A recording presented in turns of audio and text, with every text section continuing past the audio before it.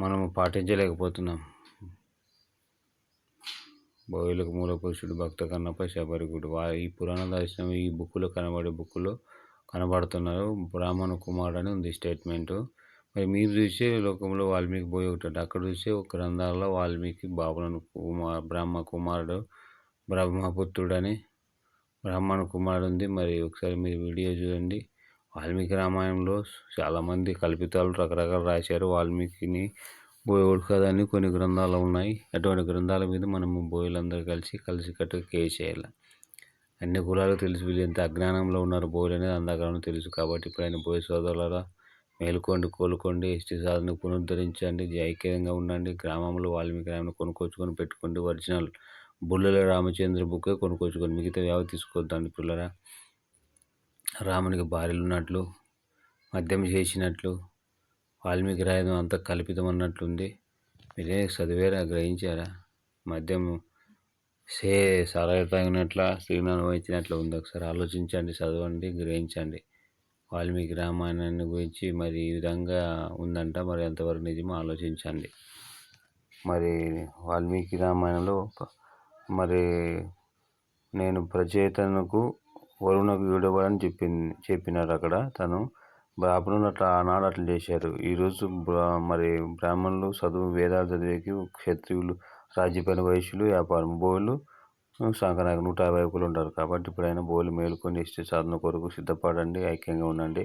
పిలిస్తే నన్ను ఎత్తిగిరుకుంటూ చేను పోయి పెళ్లి చేసుకోవాలి, శోభం చేసుకోవాలి, ఇంటికి పోవాలి, జాబ్ చేయాలి అని నెత్తిగిరుకుంటూ పోతారు. ఇంక ఇష్ట సాధన ఎట్లా చేస్తారు? ఈ చిన్న ఉద్యమానికి రాలేని వాడు ఇంకేం చేస్తారు? చిన్న ఎమ్నూరులో కళ్యాణ మంటపంని పందులు కుక్కులు ఎలాడుతుంది, దాన్ని క్లీన్ చేసుకుని చేత కాదు. ఏం పోరాడుతుందా ఎస్టీ సాధన సంఘంలో? ప్రతి గ్రామంలో జనచైతన్యం ఏర్పాటు చేసి ఉండండి.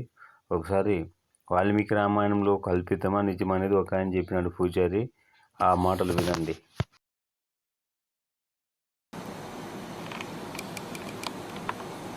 వాల్మీకి రామాయణం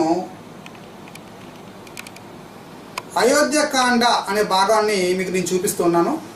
రచయిత ఆచార్య శ్రీ పుల్లెల శ్రీరామచంద్రుడు గారు రచించిన బాలనందిని వాక్యతో కూడినది ఈ పుస్తకం.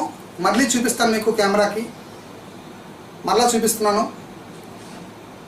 రచయిత పేరు మీరు గమనించాలని నేను కోరుకుంటూ ఉన్నాను. అయోధ్యకాండ. ఈ పుస్తకాల్లో నుంచి మీకు ప్రూఫ్స్గా చూపిస్తూ ఉన్నాను. ఈ పుస్తకంలో సర్గా 8, 12లో ఏముందో చూద్దాం. Page number 19. సర్గా 8,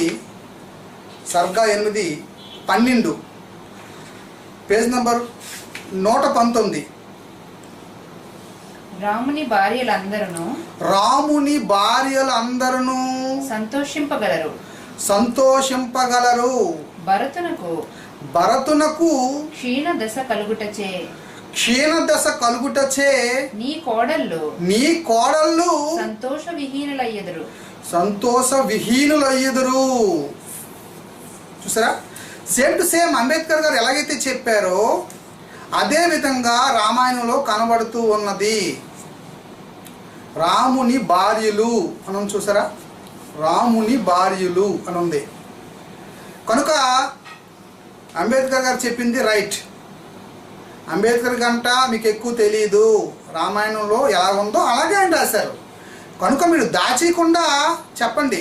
ఏదైనా చెప్తే కనుక దాచికండి. పైగా ఉన్న భక్తి పోయింది. ఎందుకు? 30% సత్యం, అన్ని అభూత కల్పనలు. చూడండి, అహల్యను శాప విమోచం. రాముని యొక్క కాలు తగిలిందంట, ఆ రాయి స్త్రీగా మారిందంట. ఏమిటిది? ఇది అసత్య ప్రచారం, అది బోగస్ ప్రచారం. అది ఎరా